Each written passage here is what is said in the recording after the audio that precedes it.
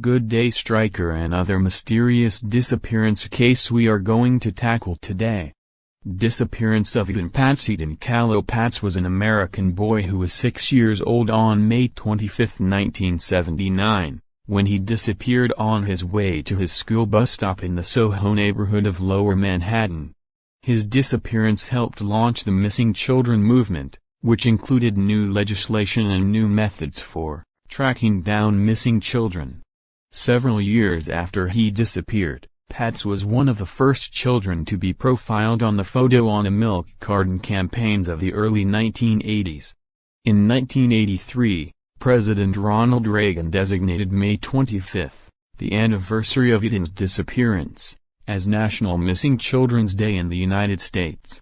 On the morning of May 25, 1979, Eden left his Soho apartment at 113 Prince Street by himself for the first time, planning to walk 2 blocks to board a school bus at West Broadway and Prince Street. He was wearing a black Future Flight Captain pilot cap, a blue corduroy jacket, blue jeans and blue sneakers with fluorescent stripes. He never got on the bus. At school, Eden's teacher noticed his absence but did not report it to the principal. When Eden did not return home after school, his mother Julie called the police. At first, detectives considered the Patzes to be possible suspects but quickly determined they had no involvement. An intense search began that evening, using nearly 100 police officers and a team of bloodhounds. The search continued for weeks. Neighbors and police canvassed the city and placed missing child posters featuring Eden's portrait, but this resulted in few leads. Eden's father Stanley was a professional photographer and had a collection of photographs he had taken of his son. His photos of Eden were printed on countless missing child posters and milk cartons. They were also projected on screens in Times Square. Assistant United States Attorney Stuart R. Grabois received the case in 1985 and identified Jose Antonio Ramos, a convicted child sexual abuser who had been a friend of Eden's former babysitters, as the primary suspect. In 1982, multiple boys had accused Ramos of trying to lure them into a drain pipe in the area where Ramos was living. When police searched the drain pipe, they found photographs of Ramos and young boys who resembled Eden. Grabois eventually found out that Ramos had been in custody in Pennsylvania in connection with an unrelated child molestation case. In 1990, Grabois was deputized as a deputy state attorney general in Pennsylvania to help prosecute a case against Ramos for sexually abusing children and to obtain further information about Eden's case.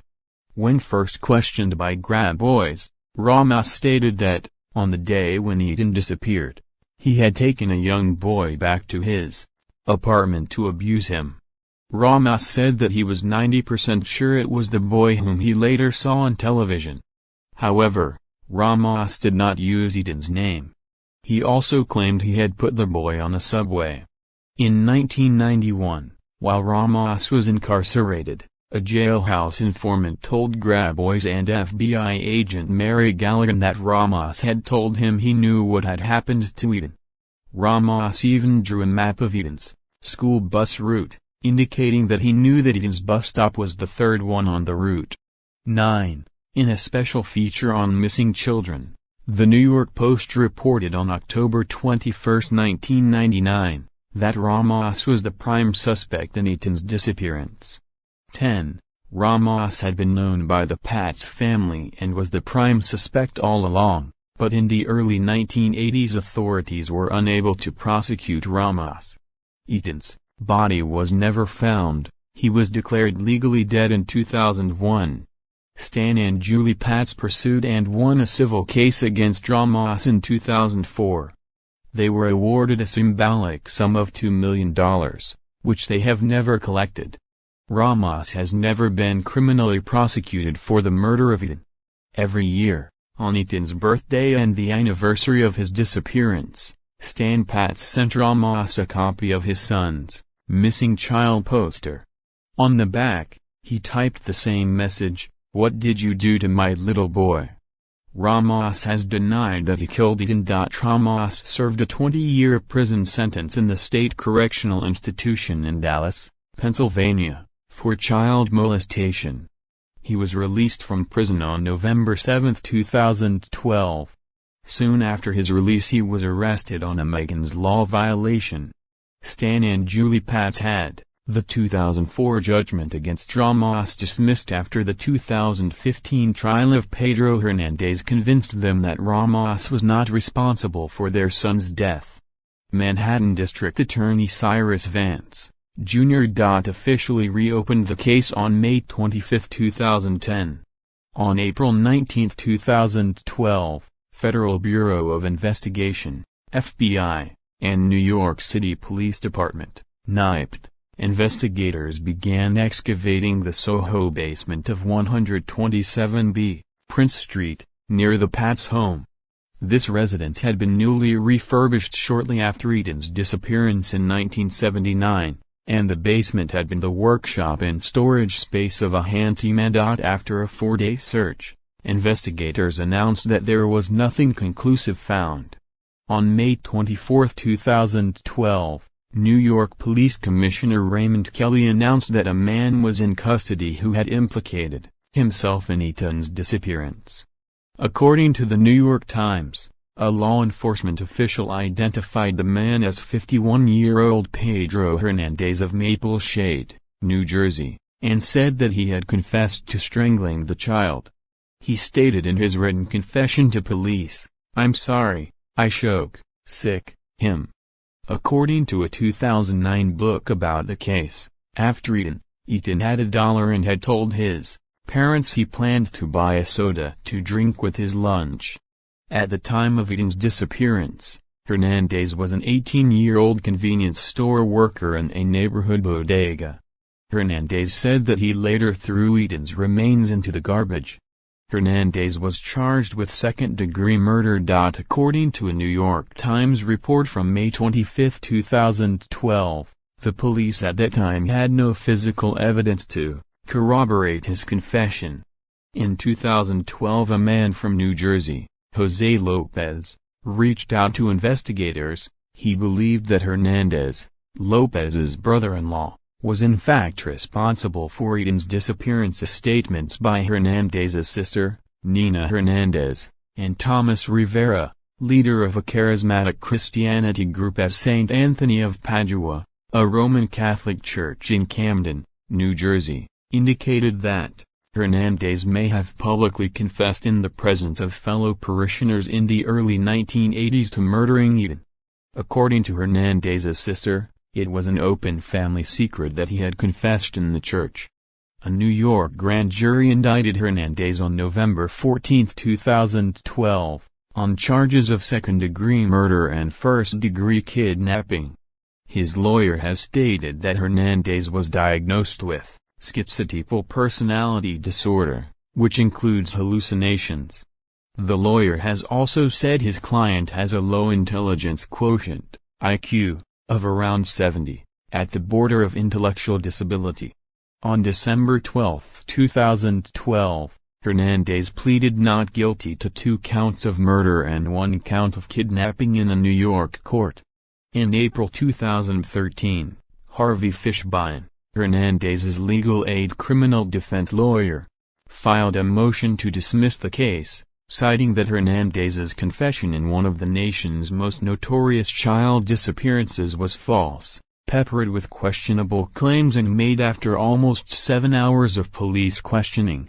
The next month, however, New York Supreme Court Justice Maxwell Wiley ruled that the evidence was legally sufficient to support the charges and that the case could move forward.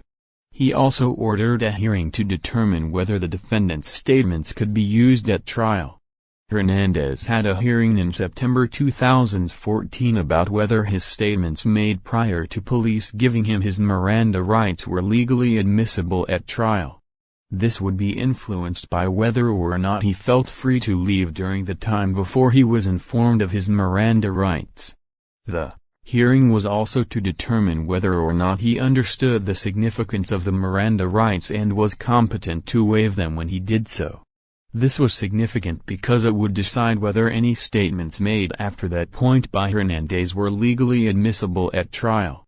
The actual truth or falsehood of the statements was not the focus of the hearing. Rather, the question of the statement's truthfulness was to be discussed in the trial, which began on January 5, 2015. The case resulted in a mistrial in May 2015 due to a hung jury, which was deadlocked 11-1 for conviction. A retrial began on October 19, 2016, in a New York City court, with jury deliberations in February 2017. On February 14, 2017, Hernandez was found guilty of kidnapping and felony murder. Sentencing was scheduled on February 28, with Hernandez facing up to 25 years to life in prison. However, Hernandez's attorneys were granted a delay so as to be able to challenge the verdict, and no new sentencing date was set. On April 18, 2017, Hernandez was sentenced to life in prison with the possibility of parole after serving at least 25 years. In 1983, the May 25th anniversary of Ethan Patz's disappearance was designated National Missing Children's Day in the United States. In 2001, the tribute spread worldwide. The International Center for Missing and Exploited Children, CMEC, coordinates the Help Bring Them Home campaign in 22 countries in conjunction with International Missing Children's Day.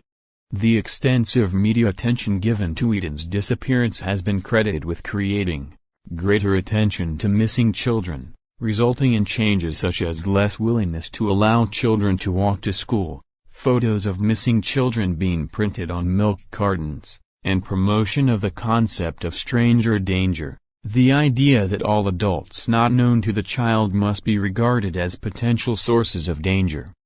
Eden Patz was an American boy who was 6 years old on May 25, 1979, when he disappeared on his way to his school bus stop in the Soho neighborhood of Lower Manhattan. His disappearance helped launch the missing children movement, which included new legislation and new methods for tracking down missing children. Several years after he disappeared, Patz was one of the first children to be profiled on the photo on a milk carton campaigns of the early 1980s. In 1983, President Ronald Reagan designated May 25, the anniversary of Eden's disappearance, as National Missing Children. The anniversary of Eden's disappearance as National Missing Children's Day in the United States.